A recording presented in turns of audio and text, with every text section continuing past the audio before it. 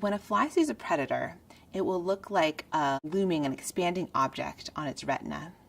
And the fly first stops whatever it's doing in a freeze. It will then adjust its legs in a very precise way. It then raises its wings to get ready to take off. And then in a final movement, it will stroke down its wings, kick with its legs, and jump into the air and start flight.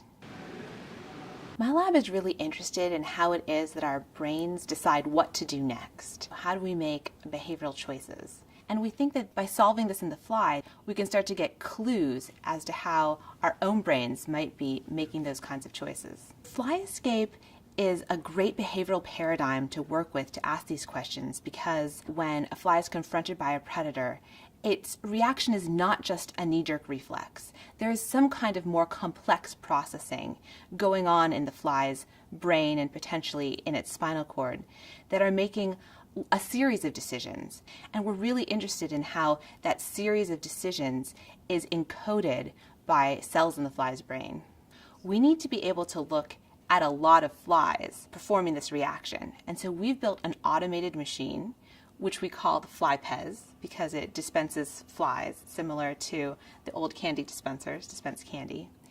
And this enables us to bring a fly one at a time up onto a filming platform where we can capture the fly's response to a video of a predator approaching, and we can record the fly's response at 6,000 frames per second. The fly is standing in the middle of a domed screen. It's kind of like an IMAX for the fly. It sees a dark circle expanding rapidly, which mimics exactly the time course of a damselfly darting in to grab it. This automated machine is something that we've invented in my lab. As far as I know, no one else yet has a machine quite like this. We're able to get through over 2,500 flies in a day, which really enables us to do more thorough quantifications of what these behaviors really look like. Fly escape sequences are not all the same. There are at least two different types. In one case, the fly is trying to get away very quickly, and it doesn't bother to take the time to put its wings up. It will just kick off the ground in a very short escape. In another circumstance, the fly is more interested in controlling its takeoff direction, and so it takes the time to put its wings up to get ready and then to do a very nicely controlled long escape takeoff. Our FlyPez apparatus is designed also to work with optogenetic experiments. And so what we do is we genetically modify the flies, and then we can use our same apparatus, flash a red light to turn on a neuron of interest, and then capture with our high-speed video what the fly's response is to having that particular neuron activated. The population of neurons that we've been focusing on are a group we call the descending neurons, and this is because they descend from the fly's brain down to its equivalent of a spinal cord. And this is a really interesting population of cells because there's only 350 of them per side, but this very small bottleneck population encode all of the sensory processing that the brain has done. And somewhere in this code must be the message to the motor centers of the fly for what action to perform. And so we're interested in decoding this population and understanding what the message is that the brain is sending to the muscles.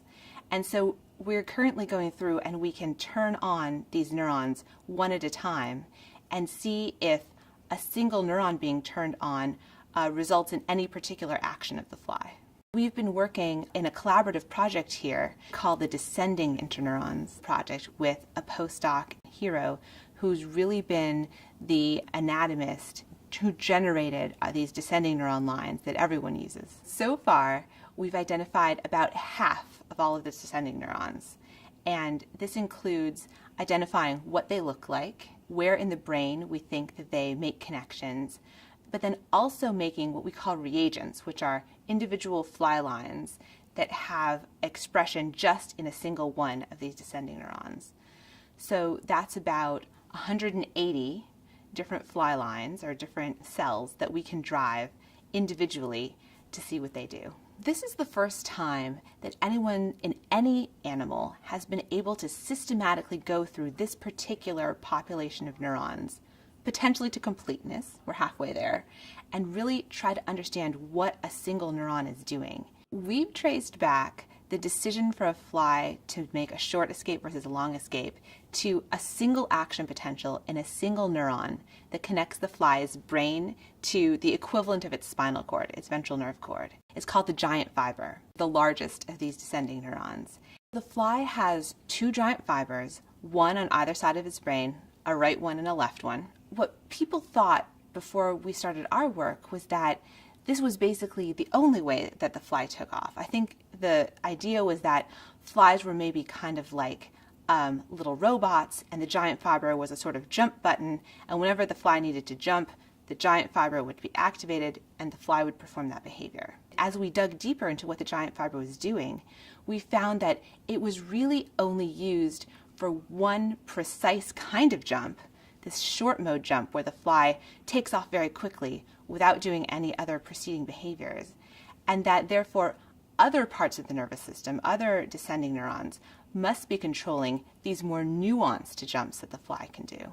A postdoc in the lab, Katie, has had some good success actually making direct recordings from these giant fibers while the fly is responding to predator-like looming stimuli. We're looking at like 5 or 6 different types of neurons that all converge on the giant fiber, which makes it a really interesting question in how, multimodal integration happens. One fly at a time is put under a microscope so that we can zoom in on its brain and really try to pick out an individual neuron that we want to target for recording.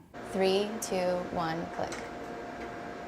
Got it. So we can actually compare when the giant fiber spike time is relative to when the fly behavior occurs. And so what my lab is really interested in doing now is looking at this whole population of neurons that connect the brain with the ventral nerve cord to see if we can understand more complicated decisions that the fly makes. We're probably a long way from a complete understanding of the brain, but the hope working in flies is that we could actually make very rapid progress in understanding specific parts of how the fly brain works.